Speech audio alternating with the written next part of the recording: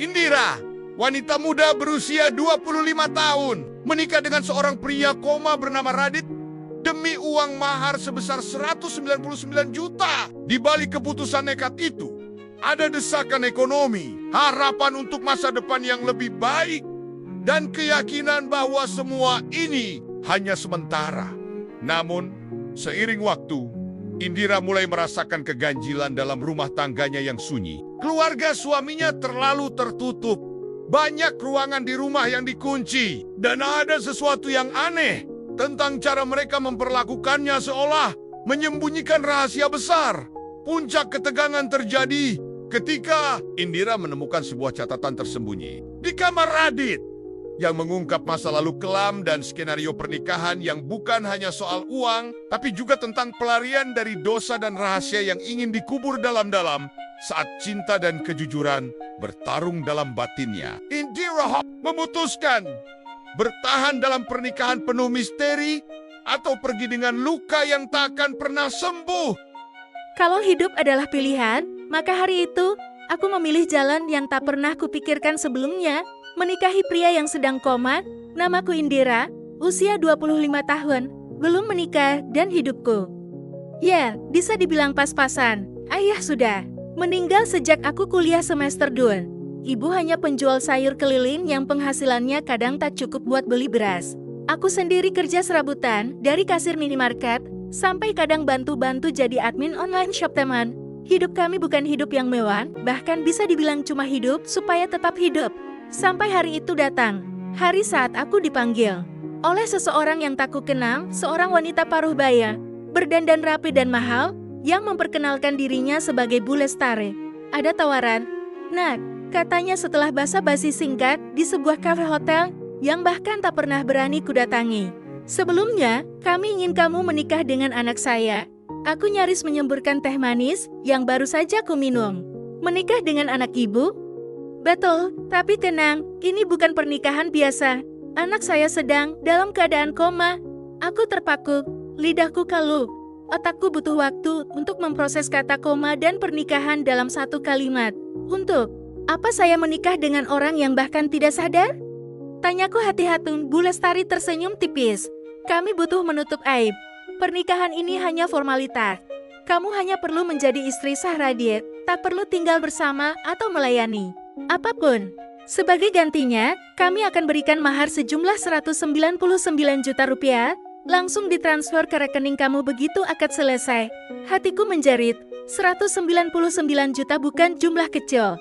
Itu bisa mengubah hidupku dan ibu, bayar utang warisan almarhum ayah, merenovasi rumah rayot kami, bahkan mungkin modal untuk mulai bisnis kecil. Tapi, menikah dengan orang koma?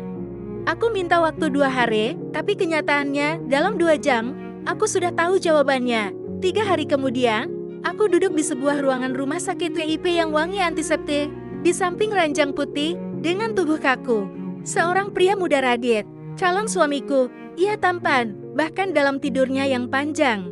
Hidungnya mancung, kulitnya bersih, dan tubuhnya terawat. Tapi matanya terpejam rapat, tak bergerak.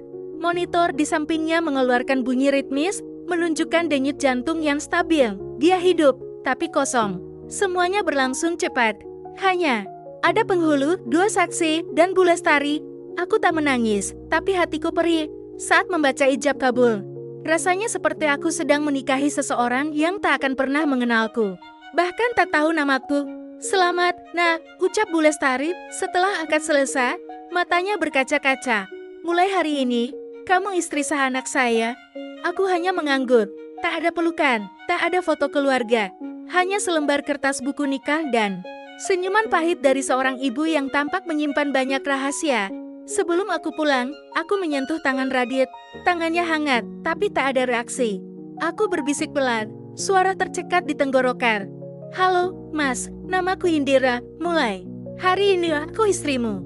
Aku nggak tahu kamu bisa dengar atau enggak, tapi aku janji bakal jadi orang baik. Setidaknya nggak akan mempermalukan nama kamu. Air mataku jatuh tanpa diminta. Hari-hari setelahnya aneh. Uang mahar benar-benar ditransfer ke rekeningku aku. Dan ibu bisa bayar semua utang. Rumah kami direnovasi sederhana. Bahkan aku bisa beli motor bekas agar ibu nggak perlu lagi ngangkut sayur pakai gerobak dorong. Tapi, hatiku kosong. Orang-orang sekitar mulai bertanya, kok mendadak berubah? Kamu dapat rezeki dari mana, Dir? Aku cuma senyum dan bilang, Alhamdulillah, ada jalan. Tak ada yang tahu aku sudah menikah. Tak ada yang tahu siapa suamiku. Semua serba diam dan penuh rahasia. Sampai suatu hari, Bu Lestari menelepon lagi. Indira, sekarang kamu istri sah Radit. Sudah waktunya kamu pindah ke rumah kami. Aku tertegun.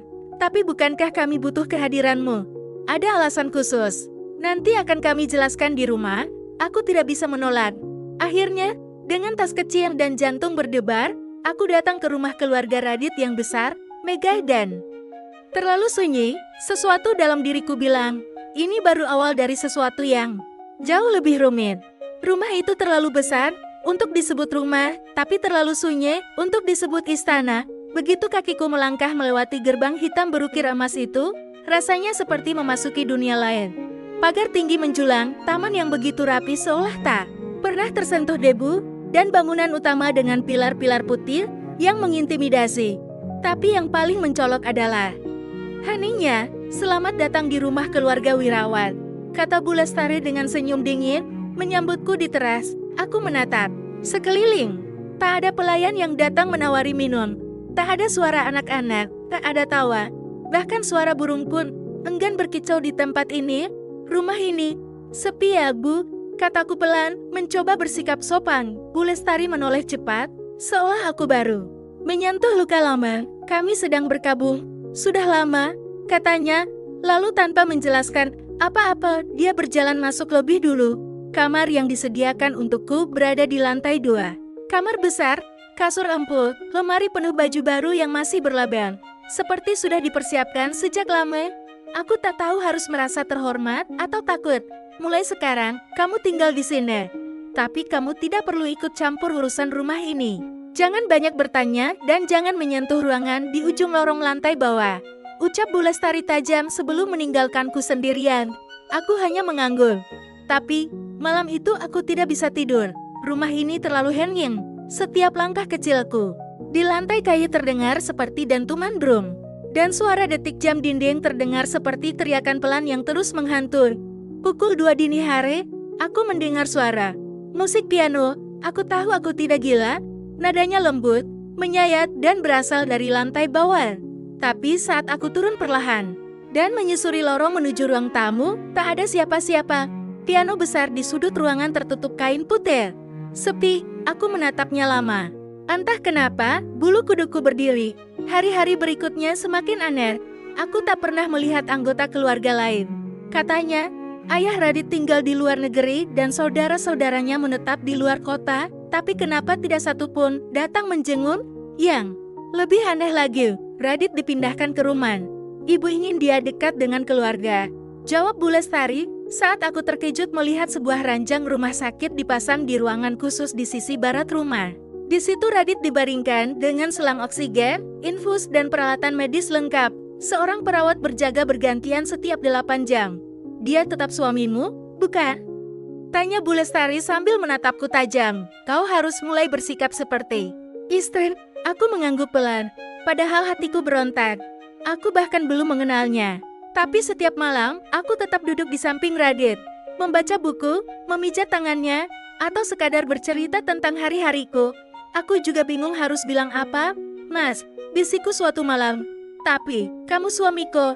Dan aku bukan siapa-siapa. Cuma cewek biasa yang kebetulan butuh uang. Tapi kenapa rasanya sekarang aku malah yang tersesat?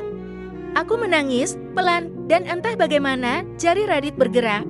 Aku terperanjat, jelas sekali. Jemarinya menekan ringan tanganku seolah menjawab.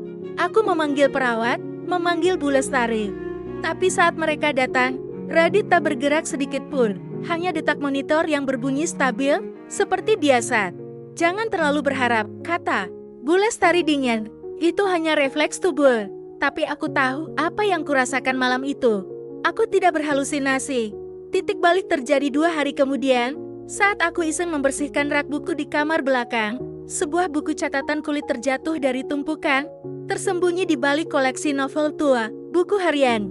Dan begitu kubuka, Nama Radit tertulis jelas di halaman pertama. Hari ini aku ulang tahun yang ke-26. Ibu bilang aku harus segera menikah. Tapi aku masih terlalu takut. Terlalu kotor untuk seseorang sebaik Indira. Aku terdiam. Dadaku sesak. Halaman-halaman berikutnya penuh coretan emosi. Tentang rasa bersalah, tentang trauma, tentang cinta. Pada seseorang bernama Indira, aku melihatnya di warung, senyumnya seperti mentari. Tapi bagaimana mungkin gadis seperti dia mencintai laki-laki sepertiku yang menyimpan luka sebesar ini? Aku membalik halaman cepat. Lalu kutemukan entry terakhir, tanggalnya 3 hari sebelum Radit koma. Ibu bilang dia akan mengatur semuanya. Tapi aku takut kalau aku tak bangun lagi. Tolong jaga dia untukku. Tanganku gemetar. Air mata jatuh tak tertahan. Jadi, ini semua bukan kebetulan? Radit mengenalku? Diam-diam mencintaiku? Aku terduduk lemas di lantai kamar. Kepalaku dipenuhi ribuan pertanyaan. Kalau Radit mencintaiku, kenapa aku baru tahu sekarang?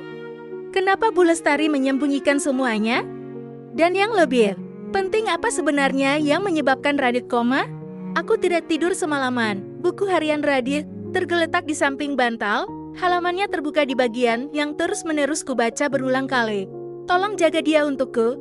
Suara itu terngiang-ngiang di kepalaku, seolah Radit sendiri yang mengucapkannya. Rasanya seperti dada ini dipukul pelan-pelan. Tapi berkali-kali sampai sesak. Pagi itu, aku memutuskan untuk bicara. Bukan lagi sebagai istri yang dibayar, tapi sebagai seseorang yang layak tahu kebenaran. Aku menghampiri Bu Lestari di ruang makan. Ibu tahu Radit mencintaiku sebelum dia koma, kan? Bu Lestari berhenti mengaduk tehnya.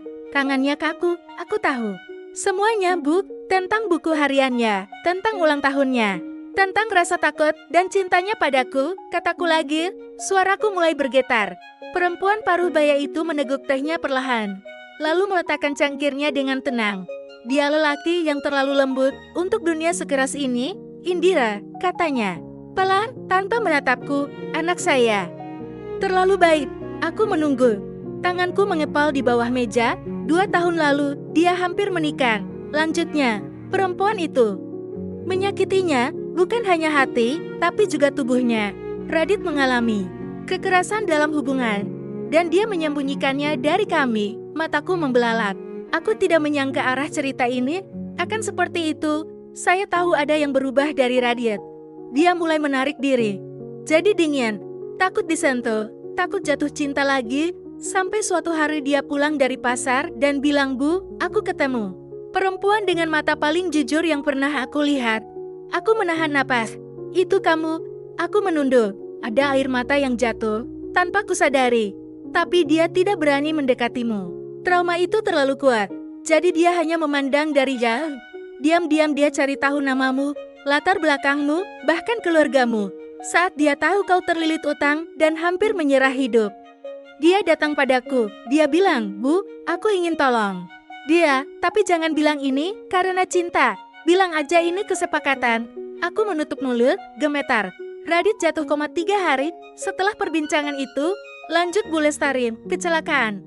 Dia tertabrak mobil saat menolong anak kecil yang hampir tertabrak. Ya Tuhan, bisikku, dan sejak saat itu, aku tahu aku harus meneruskan rencananya. Aku mendatangimu, memberi tawaran gila itu, karena aku pikir setidaknya dia akan bahagia, walau dalam tidurnya. Sunyi, aku hanya bisa menatap meja di depanku, hampa hatiku remuk.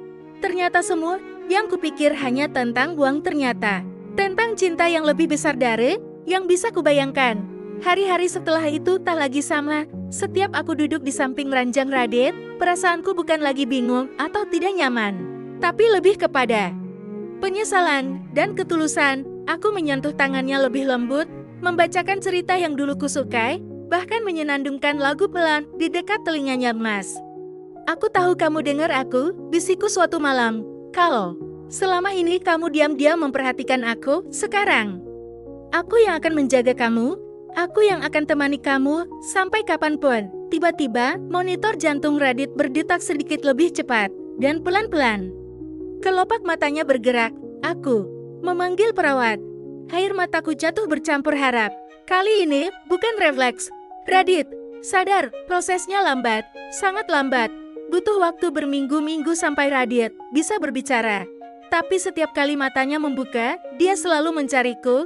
Dan ketika akhirnya ia bisa mengucap satu kata dengan suara pelan yang serak, dia berkata, "Indira." Aku menatapnya, tak kuasa menahan air mata. "Iya, Mas, aku di sini." Dia tersenyum lebar. "Kamu cantik." Seperti dulu, aku menangis di pelukannya. Pelukan seorang lelaki yang dulu hanya kupandang sebagai sumber uang. Tapi kini menjadi tempat aku ingin pulang. 1 bulan setelah Radit benar-benar pulih, aku mengajaknya duduk di taman belakang rumah. "Aku ingin tahu satu hal," kataku. "Apa?" Tanyanya sambil mengelus tanganku. "Kenapa 199 juta? Kenapa nggak genapin aja 200 juta? Radit tertawa kecil. "Karena 1 jutanya aku sisihkan buat beliin cincin nikah betulan. Waktu itu aku nggak tahu bakal koma. Tapi aku udah niat, kalau kamu nerima tawaran itu, aku mau beneran nikahin kamu. Karena cinta." Air mataku jatuh lagi, tapi kali ini bukan karena sedih. "Jadi, kamu mau aku jadi istrimu bukan karena kasihan?" Dia menggeleng. "Karena aku ingin kamu jadi bagian hidupku, bukan karena utang. Bukan karena mahar, tapi karena kamu, Indira." Aku tersenyum, mengangguk pelan. "Kalau gitu, aku juga akan mencintaimu dengan cara yang sama, tanpa mahar, tapi dengan seluruh luka dan cinta yang aku punya." Dia menggenggam tanganku lebih erat, dan untuk pertama kalinya setelah semua badai dan kebisuan, kami tertawa bersama.